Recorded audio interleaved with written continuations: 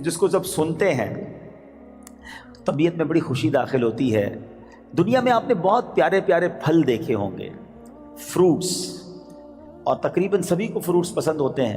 کئی پھلوں کا ذکر قرآن مجید میں بھی موجود ہے، اور دنیا میں جائیں ٹریول کریں تو ہر ملک کی ایک خاص بات ہوتی ہے کہ فلاں پھل جو ہے وہ فلاں ملک میں پایا جاتا ہے۔ مگر آج جس قسم کے پھل کی میں بات کرنے جا رہا ہوں، ایسا پھل شاید دنیا میں آپ نے کہیں نہیں دیکھا ہوگا۔ مسلمانوں کے چوتھے خلیفہ مولا کائنات حضرت علی المرتضیٰ شیر خدا کرم اللہ تعالی وجہ الکریم فرماتے ہیں کہ اللہ پاک نے جنت میں ایک درخت پیدا فرمایا ہے۔ اب وہ درخت کیسا ہے؟ فرمایا جس کا پھل سیب سے بڑا، انار سے چھوٹا، مکھن سے زیادہ نرم اور شہد سے بھی میٹھا ہے۔ سائز بھی بتائی گئی، نرم کیسا ہے اور ذائقہ کیسا ہے، اور سبحان اللہ خوشبو کیسی، فرمایا مشک سے بھی زیادہ خوشبودار ہے۔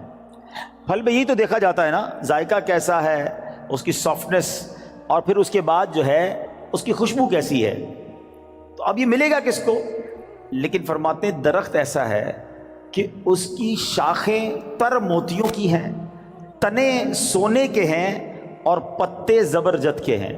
ہائے ہائے، یہ درخت بھی دیکھنے والا، پھل بھی دیکھنے والا، منہ میں پانی آ رہا ہے۔ اب ملے گا کس کو؟ سنو، مولا علی شیر خدا کرم اللہ تعالی وجہ الکریم فرماتے ہیں اس درخت کا پھل وہی کھا سکے گا جو نبی پاک صلی اللہ تعالی علیہ وسلم پر کثرت سے درود پاک پڑھنے والا ہوگا۔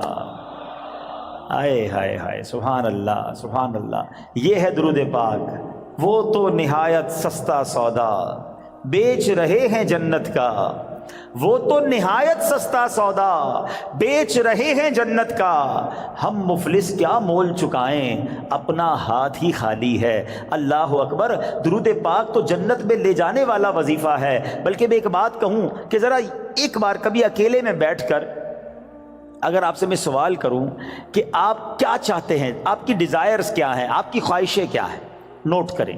دنیا میں کیا چاہیے ایک مسلمان کی حیثیت سے، مرتے وقت آپ کیا چاہتے ہیں، اچھا قبر میں کیا چاہتے ہیں، اور جب محشر کے دن اٹھیں تو وہاں آپ کیا چاہتے ہیں، ایک بار لکھ لیں اس کو۔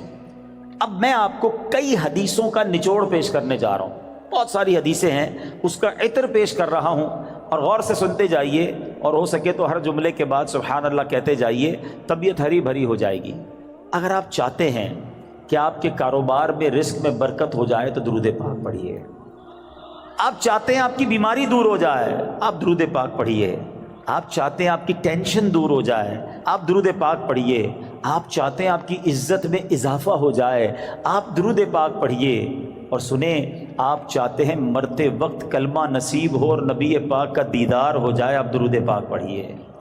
آپ چاہتے قبر میں نبی پاک کا جلوہ نصیب ہو جائے، آپ درود پاک پڑھیے۔ سنیے، محشر کے دن نبی پاک کے پرچم تلے اٹھنا چاہتے ہیں تو درود پاک پڑھیے۔ آقا کے پیچھے پیچھے جنت میں جانا چاہتے ہیں تو درود پاک پڑھیے۔ اور سنو سنو، نبی پاک کا دیدار کرنا چاہتے ہیں تو درود پاک پڑھیے۔ مدینے جانا چاہتے ہیں اور بار بار جانا چاہتے ہیں تب بھی درود پاک پڑھیے۔ اب مجھے بتاؤ، کچھ رہ گیا ہے؟ اور کوئی چیز باقی رہ گئی ہے جو دنیا میں چاہیے تھی، مرتے وقت چاہیے تھی، مرنے کے بعد چاہیے تھی؟ کاروبار بھی اچھا ہو جائے، رزق میں برکت ہو جائے، ٹینشنیں دور ہو جائیں، ذلیل نہ ہوں، عزتیں بڑھ جائیں، کلمہ مل جائے، نبی پاک کا دیدار ہو، جب تک زندہ رہوں مدینے جاتا رہوں، اور خواب میں آقا کی زیارت بھی ہو جائے، پھر نبی پاک جنت میں ساتھ لے جائیں، پھر بچتا کیا ہے؟ کمال یہ ہے کہ ہر وہ خواہش جو میری ہے، اور میں نے اپنی طرف سے باتیں نہیں کی، ماشاءاللہ جو علماء بیٹھے ہیں، مبلغین بیٹھے ہیں، ان کو یاد آ رہا ہوگا کہ ہر جملے کے پیچھے کوئی نہ کوئی فضیلت حدیثوں میں اور روایتوں میں موجود ہے، کہ یہ سب چیز نبی پاک نے بتائی ہوئی ہے کہ یہ کرتے جاؤ، درود پڑھتے جاؤ، تمہیں یہ بھی ملے گا، تمہیں یہ بھی ملے گا، تمہیں یہ بھی ملے گا۔ جبھی تو شاعر نے کہا نا، ہر درد کی دوا ہے صلی علی محمد، whatever calamity you have, whatever problem, کوئی مسئلہ ہے، مسئلہ ہے نا، بتا تو رہا ہوں کہ ہر درد کی دوا ہے، صلی علی محمد، تعویذ ہر بلا ہے صلی علی محمد صلی اللہ علیہ وسلم۔ یعنی ہوا یہ، اس کا نچوڑ یہ نتیجہ یہ نکلا کہ اگر ہم درود پاک پڑھنے والے بن جائیں اور کثرت سے پڑھنے والے بن جائیں تو پھر مشکل نہیں رہنی ہے انشاءاللہ۔ تو آئیے میں بھی نیت کروں اور آپ بھی نیت کریں۔ بعض اوقات آپ دکان پہ بیٹھے ہوتے ہیں، کاروبار پہ بیٹھے ہوتے ہیں، کوئی کام نہیں ہوتا۔ ہمارا پرابلم ہم یہ ہو گیا ہے، جب کوئی کام نہیں ہے تو ہمارے ہاتھ میں موبائل آ جاتا ہے، اور وہ موبائل اتنا بیزی کر دیتا ہے کہ پتہ ہی نہیں چلتا کہ آدھا گھنٹہ نکل گیا، گھنٹہ نکل گیا، 2 گھنٹے نکل گئے۔ اللہ کرے یہ مائنڈ سیٹ بن جائے کہ یہ وقت بہت قیمتی ہے۔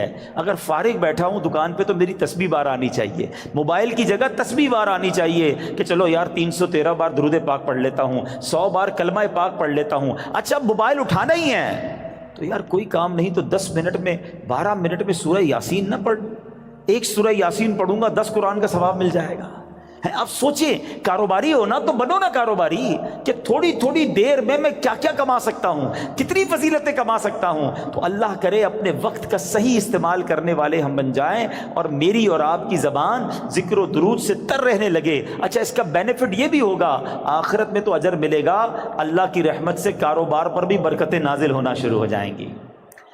واقعہ ہے ایک شرابی کا، اور اس شرابی کی زندگی میں ایک ایسا ٹرننگ پوائنٹ آیا جس نے اس کی زندگی کو بدل کر رکھ دیا اور کہاں پہنچا دیا۔ بہت امیزنگ اسٹوری ہے۔ ماجرا یہ تھا کہ وہ شرابی شراب کے نشے میں دھت کہیں جا رہا تھا، راستے میں ایک کاغذ پر نظر پڑی۔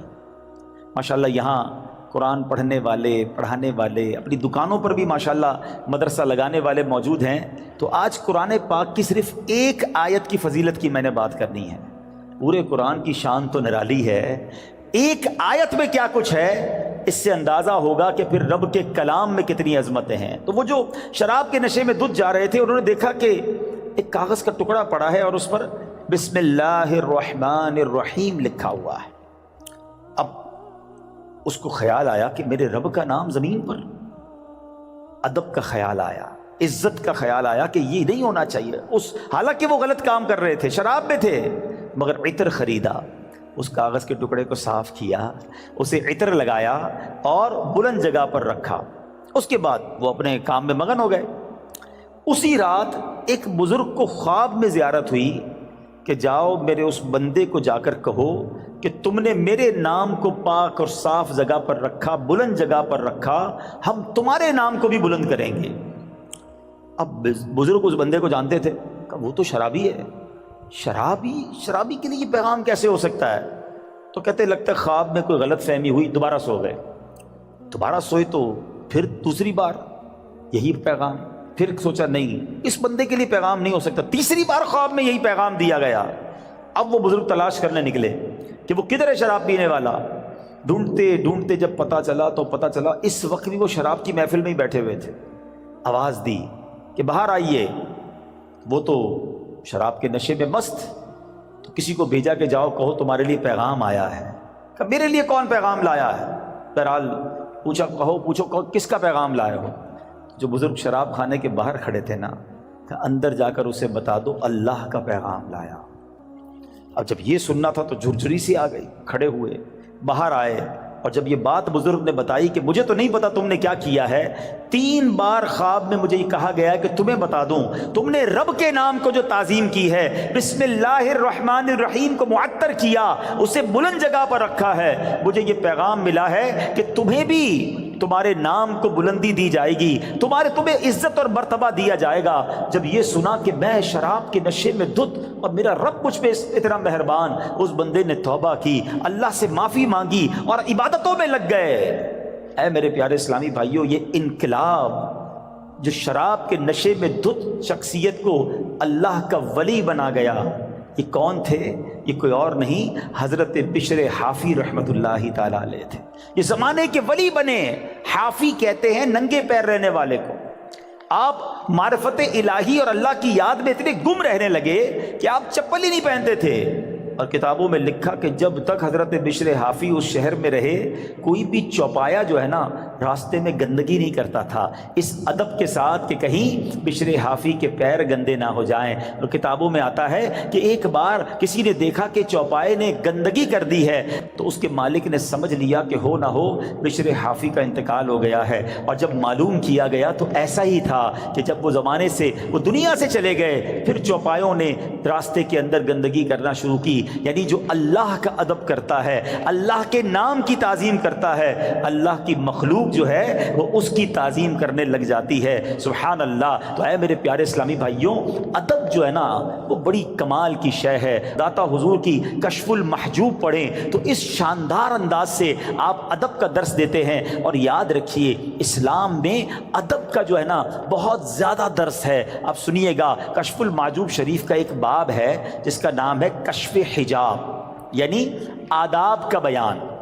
اس باب میں داتا گنج بخش علی حجویری رحمۃ اللہ تعالی علیہ نے بنیادی طور پر 3 چیزیں ذکر فرمائی۔ نمبر 1 ادب کسے کہتے ہیں، نمبر 2 ادب کی قسمیں کتنی ہیں، اس کی کیٹیگریز کیا کیا ہیں، اور نمبر 3 مختلف آداب زندگی اس میں بیان کیے گئے۔ اور سبحان اللہ، داتا گنج بخش جو ہے ادب کی اہمیت بیان کرتے ہوئے فرماتے ہیں کہ ہر شخص کے لیے اس کے مقام کے مطابق علیحدہ آداب ہیں۔ مروت، سنت اور عزت کی حفاظت ادب ہی کے ذریعے ہوتی ہے۔ اور پھر آپ نے قرآن پاک کی آیت جو ہمیں درس دیتی ہے آپ نے وہاں پر تحریر فرمائی۔ سبحان اللہ، اللہ قرآن میں کیا فرماتا ہے، یا ایھا الذین آمنوا قوا انفسکم واہلیکم نارا وقودھا الناس والحجارہ۔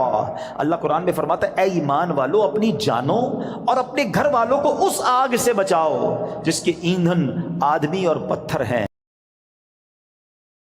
کہ خود کو بھی اور اپنے اہل خانہ یعنی اپنی فیملی کو بھی جہنم کی آگ سے بچاؤ۔ مگر یہ ہوگا کیسے؟ تم کس طرح خود کو اور اہل خانہ کو آگ سے بچا سکتے ہو؟ اس کا طریقہ یہ ہے فقہوہم، خود بھی علم دین سیکھو، دین کی علم حاصل کرو، اپنی فیملی کو اپنے بچوں کو بھی دین کی سمجھ عطا کرو۔ ادبوہم، خود بھی ادب یعنی مینر سیکھو اور اپنی فیملی کو اپنے بچوں کو بھی آداب سکھاؤ، اور یہ ہے طریقہ جہنم کی آگ سے بچنے کا۔ تو پتہ چلا کہ ادب کا کتنا بڑا مقام ہے۔ مسلمانوں کی پیاری امی جان حضرت عائشہ صدیقہ طیبہ طاہرہ رضی اللہ تعالی عنہا سے روایت ہے، اللہ پاک کے آخری نبی مکی مدنی رسول ہاشمی صلی اللہ تعالی علیہ وسلم نے فرمایا بچے کا اپنے باپ پر حق ہے کہ وہ اس کا اچھا نام رکھے اور اچھے آداب سکھائے۔ بادب بانصیب، ہمیشہ یاد رکھیں، بادب بانصیب اور بے ادب بد نصیب۔ اور مفسرین کرام سبحان اللہ ہماری تربیت فرماتے ہیں کہ اللہ پاک نے حضرت موسیٰ علیہ السلام جب کوہ طور پر آئے تھے، حاضر ہوئے تھے، تو کیا فرمایا؟ اللہ نے قرآن میں حضرت موسیٰ سے کیا فرمایا؟ بے شک میں تیرا رب ہوں تو تو اپنے جوتے اتار ڈال، بے شک تو پاک جنگل طوا میں ہے۔ اس کی تفسیر میں مفسرین نے لکھا کہ اللہ پاک نے جو حضرت موسیٰ علیہ السلام کو جوتے اتارنے کا حکم دیا، اس کی وجہ یہ تھی کہ بادشاہوں کے دربار میں جوتے اتار کر حاضر ہونا یہ ادب کا انداز ہے، اور خدا تو احکم الحاکمین ہے۔ تو حضرت موسیٰ اللہ کی بارگاہ میں وادی طوا میں جا رہے ہیں، لہٰذا حکم ہوا کہ اے موسیٰ اپنے رب کریم اور اس بابرکت وادی کے ادب میں نالین شریف اتار دیجئے۔ تو پتہ چلا ادب کا درس اللہ کریم کی طرف سے قرآن پاک میں جا بجا موجود ہے۔ اور سنیے، حضرت جلال بصری رحمۃ اللہ تعالی علیہ فرماتے ہیں ایمان کا تقاضا یہ ہے کہ بندہ شریعت پر عمل کرے، لہذا جو شریعت نہیں جانتا وہ کامل ایمان والا نہیں، اور شریعت ادب سکھاتی ہے، تو جو ادب نہیں جانتا حضرت امام عشق و محبت کیا فرماتے ہیں؟ لا دین لمن لا ادب لا، حضرت کہتے ہیں اس کا دین ہی نہیں ہے جس میں ادب نہیں ہے۔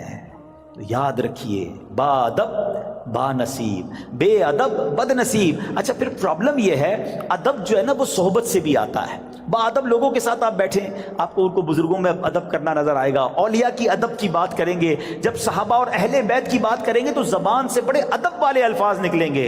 मगर आज प्रॉब्लम यह है कि बेअदबों से दोस्ती, बेअदबों की बातें सुनते सुनते जबान भी बेअदब हो जाती है। तो ऐ मेरे प्यारे इस्लामी भाइयों, आज सैयदी आला हजरत का ये पैगाम ले जाओ, ला दीन लिमन ला अदब ला। उसका दीन ही कंप्लीट नहीं होता है जिसके अंदर अदब नहीं होता है। और यही दर्स दाता हुजूर दाता गंजबख्श अली हजवेरी रहमतुल्लाहि ताला अलैह का है। हम सब ने ये नीयत करनी है कि हमें सोहबत भी इख्तियार करनी है, माहौल भी इख्तियार करना है, दोस्ती भी करनी है तो अदब वालों के साथ करनी है, इश्क वालों के साथ करनी है, जो औलिया का अदब करें, जो सहाबा का अदब करें, जो अहले बैत का अदब करें, जो अंबिया का अदब करें, और जो हमारे आका जनाब रसूलुल्लाह सल्लल्लाहु ताला अलैहि वसल्लम का दिलो जान से अदब करें। तो बहरहाल इस एक वाक़ये में जहां अदब का दर्स मिला, हजरत बिश्र हाफी को मकाम कैसे मिल गया? बज़ाहिर कौन सी नमाज थी, कौन सा सजदा था, कौन सा सदका था? अदब ने जमाने का वली बना दिया। और बेअदबी जो है ना, वो बंदे को तख्त से तख्ते पर ले आती है, सब बर्बाद हो जाता है। इब्लीस शैतान इबादत गुजार था ना, मुअल्लिमुल मलकूत था, फरिश्तों का उस्ताद था, जन्नत का खजानची था। बेअदबी की ना, हजरत आदम अलैहिस्सलाम को सजदा नहीं किया, बल्कि बड़े जिसको कहना कि तकब्बुराना अंदाज में कहा कि मैं क्यों सजदा करूं, अना खैरुम मिन, ए अल्लाह मैं इससे बेहतर हूं, खलक़तनी मिन नार व खलक़तहू मिन तीन, तूने मुझे नार से आग से बनाया, इनको मिट्टी से बनाया है। बेअदबी, एक बेअदबी ने अज़ाज़ील को, फरिश्तों के उस्ताद को इब्लीस बना दिया, मरदूद करार दे दिया गया। आज मैं और आप सोचें कि अगर हमारी ज़बान में अदब नहीं है, हमारे अंदाज में अदब नहीं है, तो हम कहीं मारे ना जाएं। और अदब की तालीम हमें अपने बच्चों को देनी है, अपनी फैमिली को देनी है। तो एक पहला दर्स आज के बयान से अदब का लेके जाना है। और सुभान अल्लाह, ए अहले सुन्नत वालों, तुम्हें मुबारक हो, तुम्हें कमाल का मसलक और कमाल की कहते हैं ना मनहज मिला है, खूबसूरत रास्ता मिला है, दीन का क्या खूबसूरत हिस्सा मिला है कि जब भी आप आशिकाने अहले बैत से, अहले सुन्नत वालों से मिलते हैं ना, सुभान अल्लाह, वो सहाबा से भी प्यार करते नजर आएंगे, वो अहले बैत से भी प्यार करते नजर आएंगे, वो औलिया से भी मोहब्बत की बात करेंगे। कुछ लोग किसी के पास जाओ, सहाबा की बात करते हैं, अहले बैत की बात नहीं करते। कुछ अहले बैत की बात करें तो सहाबा की बात नहीं करते। अहले सुन्नत वालों, तुम्हारा बेड़ा पार है। और क्यों ना इन हस्तियों से हम प्यार करें, क्योंकि ये रास्ता तो नबी पाक ने हमें दिखाया है। सुभान अल्लाह, मेरे आका नबी पाक अलैहिस्सलाम अपने सहाबा के बारे में क्या फरमाते हैं? फरमाते अस्हाबी कन नुजूम फबिअय्यिहिम इक्तदैतुम इह्तदैतुम, मेरे सहाबा सितारों की मानिंद हैं, लाइक स्टार्स, किसी की भी पैरवी कर लो तुम हिदायत पा जाओगे। सहाबा को सितारे कहा, और सुभान अल्लाह अपनी आल को क्या फरमाया? एक हदीस का मजमून है, मेरे आका फरमाते मेरी आल मेरी उम्मत के लिए कश्ती नूह की मानिंद है, जो इसमें सवार हो गया उसका बेड़ा पार लग जाएगा। तो ये तो दोनों हमारे लिए ज़रूरी है ना, हमारी दोनों आंखें हैं। सहाबा भी दिलो जान से हमें प्यार है, अहले बैत पे जान कुर्बान है। तो सुभान अल्लाह, बरेली के ताजदार इमाम इश्क व मोहब्बत ने अहले सुन्नत का ये अकीदा किस शान से और किस प्यारे अंदाज में बयान किया, और इन दोनों हदीसों का इत्र अता कर दिया। देखिए आज जो पढ़े लिखे लोग बैठे हैं, आजकल तो कंपास वगैरह आ गए और उससे पानी के जहाज रास्ता ढूंढ लेते हैं, मगर एक ज़माना ऐसा था कि कश्ती चलाने वाले सितारों से रास्ता ढूंढते थे। तो दो चीज़ें चाहिए होती थी सफ़र कंप्लीट करने के लिए, अच्छी कश्ती और सितारे। सुभान अल्लाह, अब देखो बरेली के ताजदार क्या कहते हैं, फरमाते हैं अहले सुन्नत का है बेड़ा पार, अस्हाबे हुजूर नज्म है और नाव है इतरत रसूलुल्लाह की।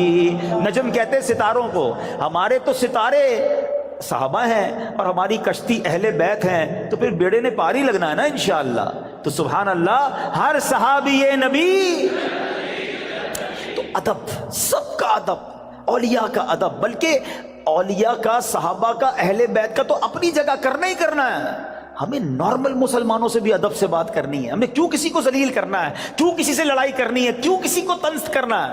एक बात याद रखिएगा, अल्लाह करीम ने अपने औलिया को अपने बंदों में छुपा कर रखा है। ہمیں نہیں پتا کون اللہ کا ولی ہو سکتا ہے. یہاں کوئی رب کے ایک نہیں ایک سے زیادہ ولی بیٹھے ہو. اچھا علماء یہ بھی بتاتے ہیں کہ اس بندے کو بھی نہیں پتا ہوتا کہ وہ ولایت کی منزل میں پہنچ چکا ہے. اللہ جسے چاہے اپنا ولی بنا لے. تو اب ہم اللہ کے کسی ولی سے لڑ رہے ہیں, اس کو ڈانٹ رہے ہیں, اس کو جھڑک رہے ہیں, اس کو ذلیل کر رہے ہیں کیونکہ میرا ملازم ہے, کیونکہ وہ غریب ہے اس لیے نہیں. اگر وہ رب کا ولی ہے, ویسے تو عام مومن کو بھی تنگ نہیں کر سکتے, لیکن ولایت کی بات دیکھیں. جتنا چھوٹا سا میرا مطالعہ ہے, علماء بھی بیٹھے ہیں, اب تک جو میں نے پڑھا ہے 2 ہی باتوں میں نے یہ پڑھا ہے کہ جہاں اللہ سے جنگ کرنے کی بات کی گئی ہے, اور یہ کتنی خطرناک بات ہے. نمبر 1, سود کا کام کرنے والا. اے میرے تاجران بھائیوں, کبھی بھی سود نہ لینا نہ دینا, سود کا کاروبار مت کرنا, اس کے قریب مت جانا, کیونکہ اس کے بارے میں نبی پاک نے جو فرمایا, حدیث پاک کا مضمون ہے, وہ ایسا ہے جیسا اس نے رب سے جنگ کیا. اللہ سے جنگ, یار اللہ سے جنگ کر کے کوئی جیت سکتا ہے؟ برباد ہی ہوگا نا, تباہ و برباد ہو جائے گا. ہم نے سود کا کام کرنے والوں کو اینڈ آف دا ڈے برباد ہوتے ہی دیکھا ہے. اور جو دوسری روایت نظروں سے گزری ہے نا, فرمایا جس نے اللہ کے ولی سے دشمنی کی وہ ایسا ہے جیسے اس نے رب سے جنگ کا اعلان کر دیا, یا اللہ اس سے اعلان جنگ فرماتا ہے. اب سوچ لو, اگر کسی ولی سے ہی دشمنی ہو گئی, اللہ کے کسی بندے سے دشمنی لے کے بیٹھے ہیں, لڑائی کر رہے ہیں, تنگ کر رہے ہیں, اور کیا پتہ وہ اللہ کی بارگاہ میں کیا مرتبہ رکھتا. ادب, پیار, محبت, درگزر. کوئی غریب بھی ہے تو ہمیں نہیں پتا اللہ کی بارگاہ میں اس کا کیا مرتبہ ہے, بلکہ احادیث میں تو یہ مضمون نبی پاک نے سمجھے صراحت کر دی اور ڈیفائن کر دیا, کہ جس کا مضمون یہ کہ کچھ لوگ ایسے ہوتے ہیں جن کے بال بکھرے ہوتے ہیں, پرا گندا بال, میلے کچھ ایلے کپڑے, محفل میں کوئی انہیں بلاتا نہیں ہے, نہ آئے تو کوئی نوٹس بھی نہیں کرتا, مگر اللہ کی بارگاہ میں ان کا یہ مرتبہ ہوتا ہے کہ اگر وہ قسم اٹھا لیں تو رب وہ قسم پوری فرما دیتا ہے. اب سوچیں, ایسے تو بہت سارے لوگ ہمارے قریب بیٹھے ہوتے ہیں. اچھا بعض اوقات قریب آتا تو بٹھاتا بھی کوئی نہیں انہیں. نہ کیا کرو ایسا. ہو سکتا ہے کہ میری مشکلیں, میری پریشانیاں, ہماری ڈیفیکلٹیز, ہمارا کاروبار نہ چلنا, گھر کی بیماریاں, اس کی وجہ یہ ہو کہ میں کسی اللہ کے ولی کو تنگ کر بیٹھا ہوں, بے ادبی کر بیٹھا ہوں. اپنی زبان میں نرمی لائے نا.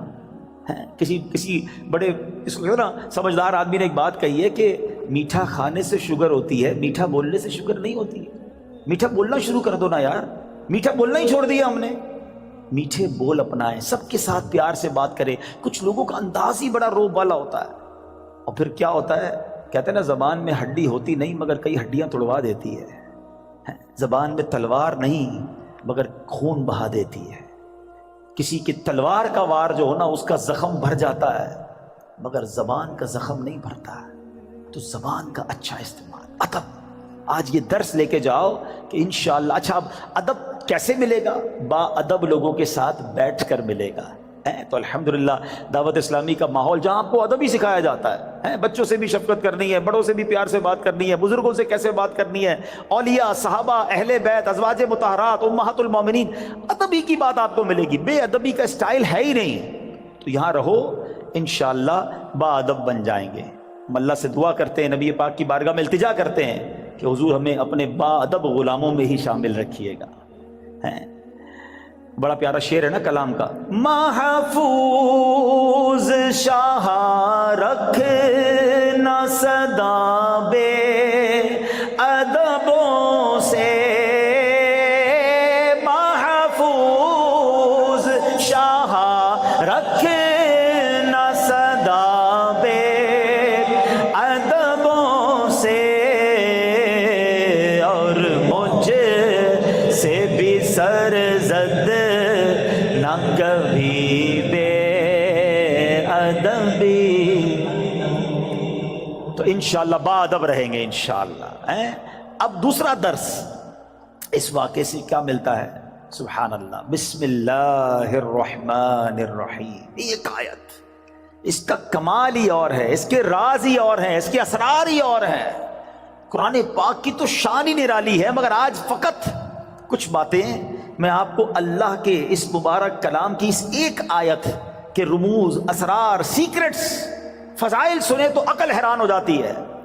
سبحان اللہ. بے ایمانوں کو ایمان دینے والی یہ آیت ہے. ذرا واقعہ سنیے گا.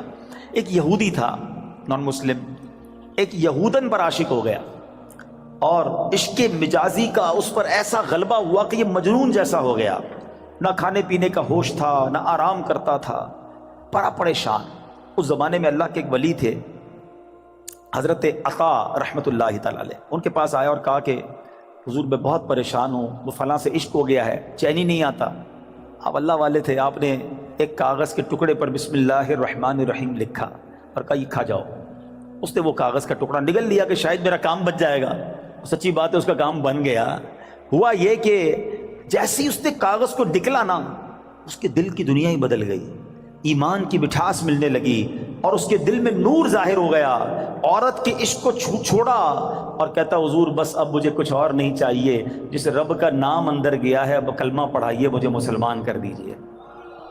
صرف بسم اللہ الرحمن الرحیم کاغذ پہ لکھا ہوا پیٹ میں جاتا ہے۔ اب اس یہودن کو پتہ چل گیا کہ میرا عاشق تو مسلمان ہو گیا ہے۔ وہ بھی حضرت کی بارگاہ میں آئی اور کہا کہ میں ہی وہ عورت ہوں کہ جس کے عشق میں وہ مبتلا تھا، وہ مسلمان ہو گیا ہے۔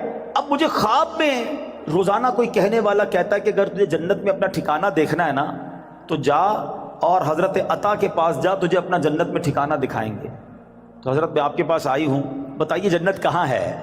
حضرت عطا نے کہا کہ جنت کا ارادہ ہے تو پہلے تجھے اس کا دروازہ کھولنا پڑے گا نا، جنت میں جانا ہے تو ڈور اوپن کر۔ تو وہ کہتی جنت کا دروازہ میں کیسے کھولوں؟ فرمایا بسم اللہ الرحمن الرحیم پڑھ۔ آپ نے فرمایا جنت کا دروازہ کھولنا ہے نا، بسم اللہ الرحمن الرحیم پڑھ۔ جیسے ہی اس نے بسم اللہ الرحمن الرحیم پڑھا، دل میں نور بڑھنے لگ گیا۔ کہتی حضور بس اب مجھے اسلام میں داخل کیجئے۔ اس نے کلمہ پڑھا اور بسم اللہ شریف کی برکت سے وہ بھی مسلمان ہو گئی۔ اسی رات جب وہ نو مسلم خاتون جو ہے رات کو سوئی تو خواب میں جنت میں داخل ہوئی، خوبصورت محل دیکھا، گنبد دیکھے، ایک گنبد پر لکھا تھا۔ عورت نے یہ الفاظ پڑھے تو کسی پکارنے والے نے کہا اے پڑھنے والی، اللہ پاک نے یہ سب تجھے عطا فرما دیا ہے۔ آئے ہائے ہائے، بسم اللہ کی برکت ہے، ہم نے پائی جنت ہے، کتنی اچھی قسمت ہے، یہ سب رب کی رحمت ہے۔ تو بسم اللہ الرحمن الرحیم کی تو کیا ہی بات ہے۔ پیارے اسلامی بھائیوں، ایک پوری آیت، یہ یاد رہے، شاید بہت سارے لوگوں کو پتہ نہیں ہوتا کہ دو صورتوں کے درمیان فاصلے کے لیے بسم اللہ الرحمن الرحیم کو اتارا گیا، اور یہ آیت قرآن پاک میں ایک جگہ قرآن کا حصہ بھی ہے، پارہ 19 سورہ نمل، اور یہ آیت کا حصہ ہے، اور اس کے معنی کیا ہے؟ اللہ کے نام سے ہے جو نہایت مہربان رحم والا۔ اچھا، اس کی فضائل کیسے کیسے کہ صحابی رسول حضرت جابر بن عبداللہ رضی اللہ تعالیٰ عنہ فرماتے ہیں کہ جب بسم اللہ شریف نازل ہوئی نا تو بادل مشرق کی طرف دوڑے، بادل مشرق کی سمت دوڑے، ہوائیں رک گئیں، سمندر کو جوش آ گیا، چوپایوں نے غور سے سننے کے لیے اپنے کان لگا دیے، اور شیطانوں کو آسمان سے پتھر مارے گئے، اور اللہ پاک نے فرمایا مجھے میری عزت و جلال کی قسم، جس چیز پر بسم اللہ الرحمن الرحیم پڑھی گئی میں اس میں برکت دوں گا۔ کاروباری لوگ بیٹھے، برکت چاہیے نا، کاروبار میں، رزق میں، معاملات میں، بسم اللہ کو تھام لو۔ سبحان اللہ، آپ کو اندازہ ہے کہ بسم اللہ الرحمن الرحیم میں جامعیت کتنی ہے؟ سنتے جائیے۔ اللہ پاک نے بعض انبیاء کرام پر مختلف کتابیں اور صحائف نازل فرمائے جن کی تعداد 104 ہے، ٹھیک ہے؟ ان میں سے 60 صحیفے حضرت شعیب علیہ السلام پر، 30 صحیفے حضرت ابراہیم علیہ السلام پر، 10 حضرت موسیٰ علیہ السلام پر تورات شریف اترنے سے پہلے نازل ہو گئے تھے۔ پھر 4 بڑی کتابیں ہیں، تورات شریف، زبور شریف، انجیل مقدس اور قرآن مجید، ٹھیک ہے؟ اچھا، ان تمام صحیفوں کے مضامین قرآن پاک میں ہیں۔ قرآن پاک کے سارے مضمون، سارا مضمون بسم اللہ الرحمن الرحیم میں ہے۔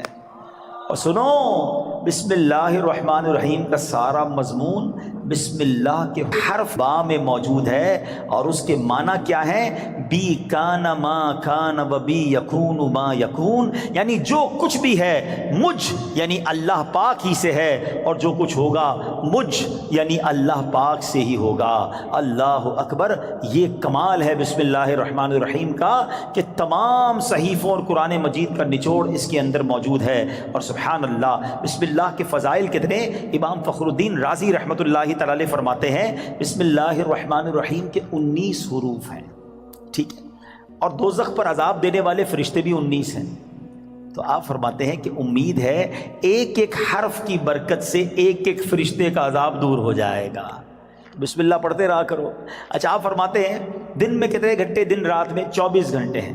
فرماتے 5 گھنٹے 5 نمازوں میں گھیر لیے، 19 گھنٹوں کے لیے بسم اللہ الرحمن الرحیم کے 19 حروف عطا فرمائے. پس جو خوش نصیب بسم اللہ الرحمن الرحیم کا ورد کرتا رہے اور نماز 5 وقت پڑھتا رہے، اس کا ہر گھنٹہ عبادت میں کاؤنٹ ہوتا رہے گا. تو یہ کمال کا وظیفہ ہے. نارملی ہماری توجہ اس طرف نہیں جاتی ہے. اچھا بعض اوقات ہم لوگ کہتے ہیں ہمارے کام ادھورے رہ جاتے ہیں، کام شروع کرتے ہیں، ڈیل بنتے بنتے رہ جاتی ہے، کام ادھورا رہ جاتا ہے، پوری نہیں ہو پاتی ہماری بات. سنیے اللہ پاک کے پیارے اور آخری نبی صلی اللہ تعالیٰ علیہ وسلم نے فرمایا جو بھی اہم کام بسم اللہ سے شروع نہیں کیا جاتا وہ ادھورا رہ جاتا ہے. غور فرمائیے یہ کیسی محرومی ہے. اگر اچھے اور اہم کام سے پہلے بسم اللہ نہ پڑھی جائے تو کام ادھورے رہ جاتے ہیں، اس میں برکت نہیں ہوتی. اب ہو سکتا ہے کہ ذہن میں خیال آئے کہ میں تو بسم اللہ نہیں پڑھتا، پھر بھی کام پورے ہو جاتے ہیں. تو اس کا جواب یہ ہے کہ کام کا بظاہر پورا ہو جانا اور بات ہے اور اس میں برکت کا نہ ہونا اور. مثلا کسی نے بغیر بسم اللہ کے کھانا کھایا، کھانا پیٹ میں بھی گیا، پیٹ بھر بھی گیا، لیکن اب اس میں برکت اسے حاصل نہیں ہوگی. کھانا پوری طرح ہضم نہیں ہوتا یا بعض اوقات جزو بدن نہیں بنتا. بہت ساری جناب اس میں پرابلم رہتی ہیں. تو بہرحال ہمیں جو ہے بسم اللہ شریف کا ورد کرنا چاہیے. اور ایسے ایسے واقعات اس کے فضائل میں کتابوں میں لکھے. امیر اہل سنت نے اپنی شورۂ آفاق کتاب فیضان سنت میں ایک کمال کا واقعہ لکھا کہ ایک مبلغ جو ہے، ایک داعی جو ہے بسم اللہ کے فضائل بیان کر رہے تھے. تو ایک غیر مسلم عورت بھی بیٹھی تھی. لڑکی نے سنا کہ بسم اللہ کی اتنی فضیلت ہے تو اب اس نے جناب اسلام قبول کر لیا. اب اس کی زبان پر ہر وقت بسم اللہ رہتا تھا. تو اب جو اس کا والد تھا نا، غیر مسلم تھا، وہ بڑا غصے میں آیا، طرح طرح کی تکلیفیں دینے لگا کہ کسی طرح اپنی بیٹی کو جو ہے وہ تکلیف دے کر اسلام سے پھیر لے، اور اگر نہیں مانتی تو اب اس پر کوئی الزام لگائیں تاکہ یہ قتل کر دی جائے. تو لڑکی کا باپ جو بادشاہ کا وزیر تھا، ایک دن اس نے شاہی مہر والی انگوٹھی اپنی بیٹی کو رکھنے کے لیے دی. بیٹی نے انگوٹھی لی اور بسم اللہ الرحمن الرحیم کہہ کر انگوٹھی پہلے وصول کی، بسم اللہ الرحمن الرحیم پڑھ کر، اور اس کے بعد اس نے بسم اللہ الرحمن الرحیم پڑھ کر جیب میں ڈال دی. رات کو جب وہ سوئی تو والد نے انگوٹھی جیب سے نکالی اور دریا میں ڈال دی کہ اب صبح جب انگوٹھی نہیں ہوگی تو اس کو پکڑا دوں گا اور یہ ماری جائے گی. تو اب جیسے ہی وہ انگوٹھی دریا میں ڈالی، اللہ کا کرنا ایسا ہوا کسی مچھلی نے وہ انگوٹھی کو نگل لیا. صبح کو ایک شکاری نے جال ڈالا، اتفاق سے وہی مچھلی جال میں آ گئی. اس نے لا کر وہی مچھیرے نے اسی وزیر کو وہ مچھلی لا کے تحفے میں دی. وہ وزیر جو ہے اپنی بیٹی کو مچھلی دیتا ہے کہ بیٹی اس کو پکاؤ. تو بیٹی نے بسم اللہ الرحمن الرحیم پڑھ کر جو ہے وہ مچھلی کو کھولا، اس کو چاک کیا، اندر وہی انگوٹھی موجود تھی. پھر بسم اللہ پڑھی اور انگوٹھی اپنے پاس رکھ لی. والد صاحب نے ناشتے کے بعد کہا بیٹی وہ انگوٹھی کدھر ہے؟ بسم اللہ پڑھ کر وہ انگوٹھی واپس کر دی کہ یہ انگوٹھی واپس آ گئی. اللہ اکبر. اب باپ حیران کہ یہ کیسے ہوا؟ تو اس نے کہا میں نے تو کوئی بھی کام جو بھی کیا اللہ کے نام سے شروع کرتی گئی، رب نے مشکل سے نکال دیا. ہمارا پرابلم یہی ہے، ہم بہت ساری فضول باتیں کرتے ہیں، اللہ کا ذکر نہیں کرتے، اللہ کا نام نہیں لیتے. اپنے ہر جائز کام سے پہلے بس عادت بنا لو بسم اللہ الرحمن الرحیم، بسم اللہ الرحمن الرحیم. پھر آپ اس کی انشاءاللہ برکتیں دیکھیں گے. سبحان اللہ. یہ جو کھانا کھاتے ہیں نا، اس کے بارے میں آتا ہے کہ کھانے سے پہلے پیارے آقا علیہ الصلوۃ والسلام فرماتے ہیں کہ جس کھانے پر بسم اللہ نہ پڑھی جائے وہ کھانا شیطان کے لیے حلال ہو جاتا ہے. یعنی بسم اللہ نہ پڑھنے کی صورت میں شیطان اس کھانے میں شریک ہو جاتا ہے. ایک بار کیا ہوا کہ حضرت ابو ایوب انصاری فرماتے ہیں کہ ہم نبی پاک کے ساتھ حاضر تھے، کھانا پیش کیا گیا. ابتدا میں بڑی برکت ہو رہی تھی کھانے میں، اور تھوڑی دیر ہوئی تو بڑی بے برکتی شروع ہو گئی. تو ہم نے عرض کی یا رسول اللہ صلی اللہ تعالیٰ علیہ وسلم ایسا کیوں ہوا؟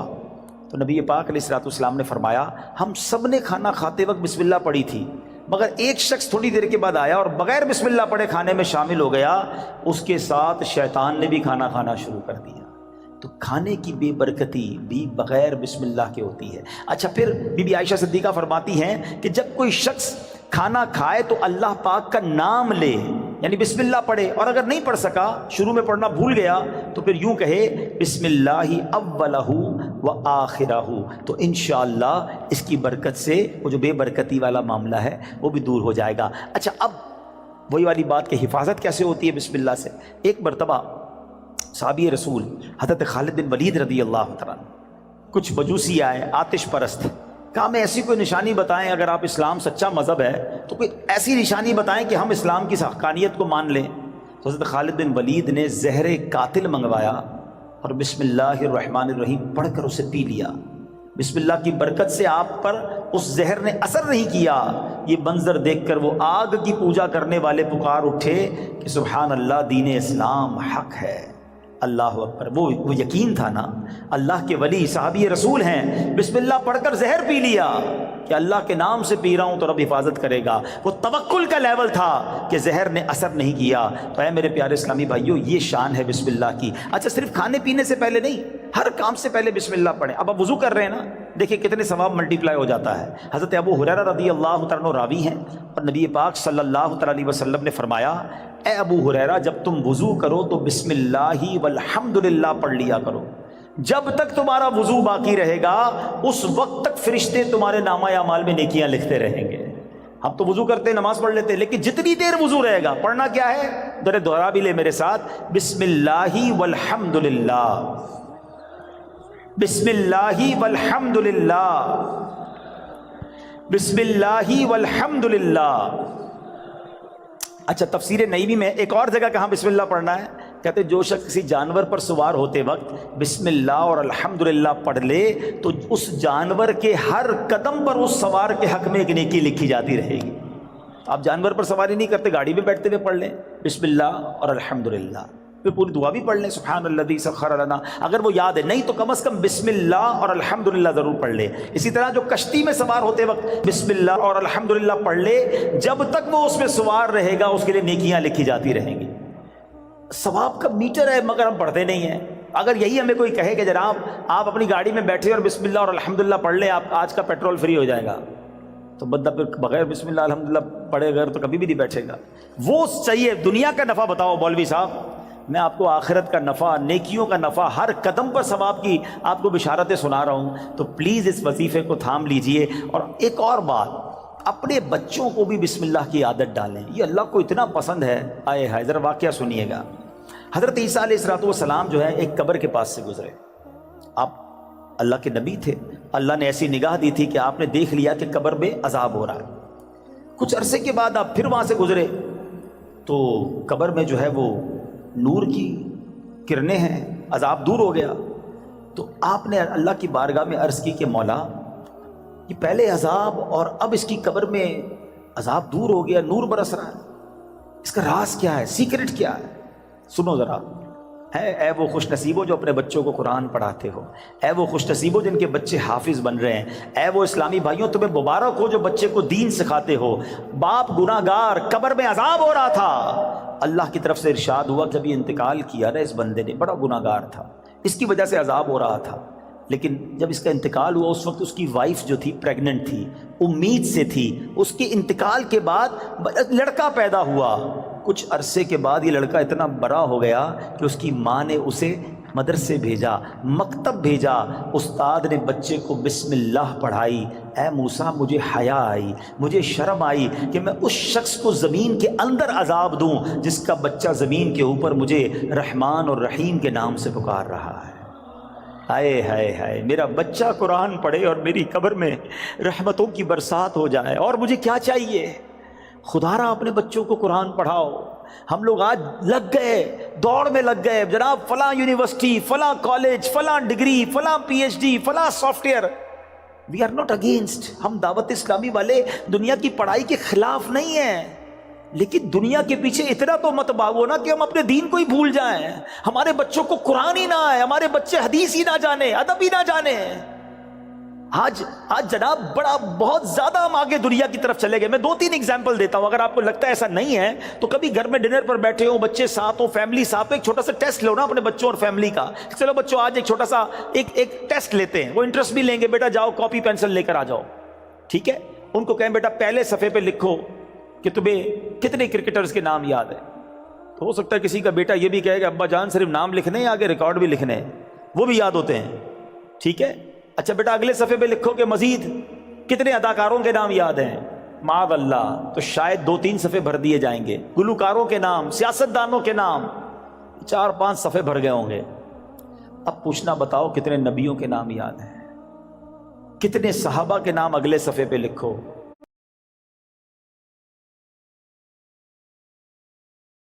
چھوٹا سا ٹیسٹ آپ کو بتا دے گا ہم کدھر جا رہے ہیں، ہمارے بچے کدھر جا رہے ہیں. ایک بات یاد رکھنا، میرا بیٹا میرے مرنے کے بعد گوگل، یاہو، فیس بک، واٹس ایپ، ٹویٹر، انسٹاگرام کھول کر ایصال ثواب نہیں کرے گا. اگر اسے قرآن پڑھنا آتا ہوگا تو وہ مجھے ایصال ثواب کرے گا. اپنے بچے کو قرآن سکھائیے، قرآن کی تعلیم دیجیے. اور پھر سبحان اللہ، کچھ لوگ کیا کرتے ہیں، اپنے بچوں کو دین سے دور کرتے ہیں، اور تھوڑے دنوں بعد جب بچہ جوان ہوتا ہے تو سر پکڑ کے رو رہے ہوتے ہیں کہ بچہ میرا ادب نہیں کر رہا، بچہ جناب بڑا عجیب عجیب باتیں کرنے لگ گیا. ہمارے پاس آتے لوگ، ہم پتہ غلطی کرتے ہیں. واللہ آپ اپنے بچے کو دین کے حوالے کر دو، جب وہ دین پڑھے گا تو دین اس بچے کو آپ کے حوالے کر دے گا.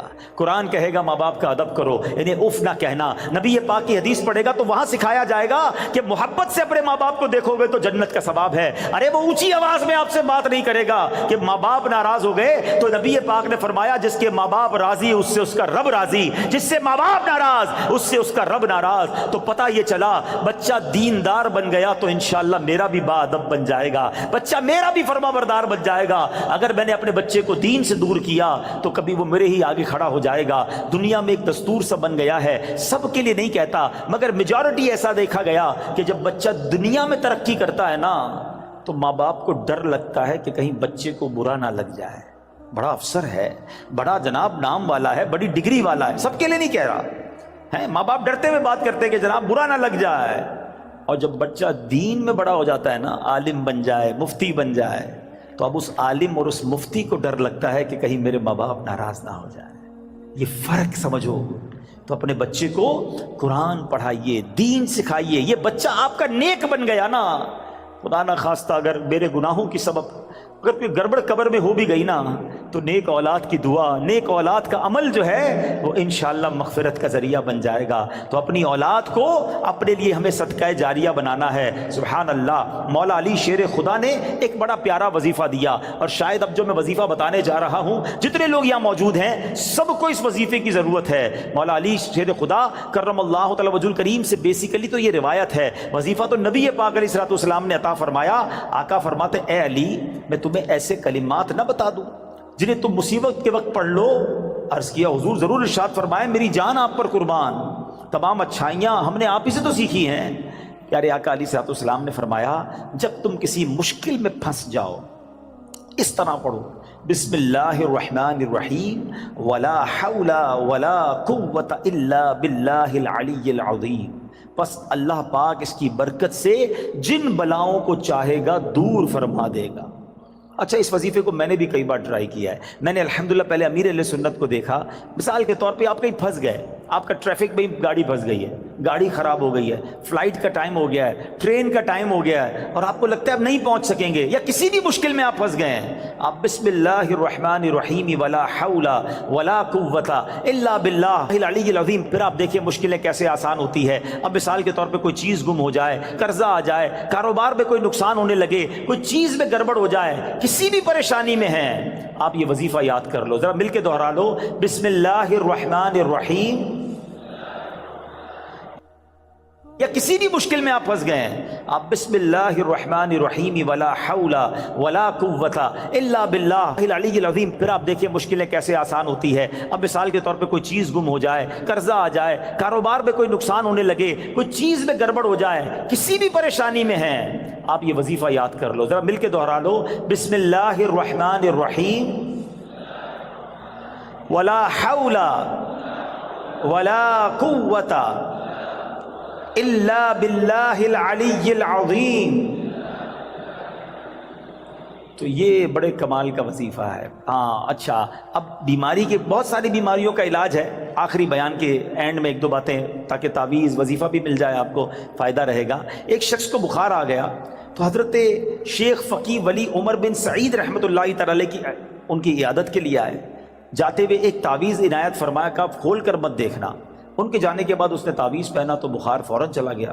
اس سے رہا نہیں گیا، اس نے تعویذ کھولا کہ ایسا کیا لکھا کہ یوں بخار چلا گیا. تو اس میں بسم اللہ الرحمن الرحیم لکھا تھا. دل میں وسوسہ آیا تو یہ تو کوئی بھی لکھ سکتا ہے. ابھی عقیدت میں کمی آئی تو فوراً بخار بڑھنا شروع ہو گیا. ٹیسٹ کرتے نا لوگ، اللہ والوں کا بھی ٹیسٹ کرتے ہیں، ایسے بھی لوگ ہیں۔ ابھی اس نے سوچنا شروع کیا تو بخار بڑھ گیا، پھر حضرت کی بارگاہ میں دوڑا گیا کہ حضور معاف کر دیں، میں نے تو جو ہے وہ تعویذ کھول دیا تھا، تو آپ تو اللہ والے تھے، آپ نے دوبارہ تعویذ لکھ کر دیا۔ اس کے ہاتھ جیسے ہی اس کو باندھا تو پھر اس کا بخار چلا گیا۔ اب کی بار دیکھنے سے منع کیا، مگر ڈر کے بارے کھول کر نہ دیکھا۔ بالآخر سال کے بعد کبھی جا کے کھول کر دیکھا تو اس میں بسم اللہ الرحمن الرحیم ہی لکھا ہوا تھا۔ تو سبحان اللہ، اس کی خوب برکتیں ہیں۔ اور بتایا گیا کسی کی نکسیر پھٹ جائے نا، بعض اوقات خون نکل رہا ہوتا ہے، تو پیشانی سے بسم اللہ الرحمن الرحیم لکھنا شروع کرے اور ناک کی نوک تک، یعنی یہاں سے لکھنا شروع کرے اور یہاں تک ختم کرے، تو انشاءاللہ عز و جل اس کی جو ہے وہ خون آنا جو ہے وہ بند ہو جائے گا۔ بہرحال بہت سارے وظائف ہیں، ایک اور وظیفہ آخر میں لے لیں۔ جو شخص، بہت سارے ایسے لوگ ہوں گے جو کاروباری مشکل کا، آج کل مہنگائی بھی بہت ہے، گزارا بھی نہیں ہو رہا، تو غور سے وظیفہ لے جائیں، کل سے کرنا شروع کر دیں کہ جو شخص طلوع آفتاب کے وقت سورج کی طرف رخ کر کے بسم اللہ الرحمن الرحیم 300 بار اور درود شریف 300 بار پڑھے، اللہ تعالیٰ اس کو ایسی جگہ سے رزق عطا فرمائے گا جہاں اس کا گمان بھی نہیں ہوگا، اور روزانہ پڑھنے سے انشاءاللہ عز و جل 1 سال کے اندر امیر و کبیر ہو جائے گا۔ وظیفہ پھر ریپیٹ کر دیتا ہوں، غور سے سن لیں۔ پہلے فجر کی نماز ادا کرنی ہے، اس کے بعد جب فجر کا وقت ختم ہونے لگے تو سورج طلوع ہوتا ہے، جو سورج طلوع ہونے کا وقت ہے اس وقت آپ نے سورج کی طرف رخ کر کے ہاتھ میں تسبیح لینی ہے، 300 بار بسم اللہ الرحمن الرحیم، 300 بار درود پاک انشاءاللہ پڑھیں، اور پھر دیکھیں انشاءاللہ اللہ پاک رزق میں کیسی برکت دیتا ہے۔ تو بہرحال آج کے اس مختصر سے بیان میں ہم نے 2 باتیں سیکھیں، با ادب رہنا ہے، با ادب لوگوں کی صحبت اپنانی ہے، اور اللہ کے نام کا ذکر کرتے رہنا ہے۔ بسم اللہ الرحمن الرحیم ہر کام، نیک اور جائز کام شروع کرنے سے پہلے پڑھنا ہے، پھر دیکھیں اس کی کیسی برکتیں ملتی ہیں۔ اب سوچو بسم اللہ الرحمن الرحیم میں اتنی برکت ہے تو پورے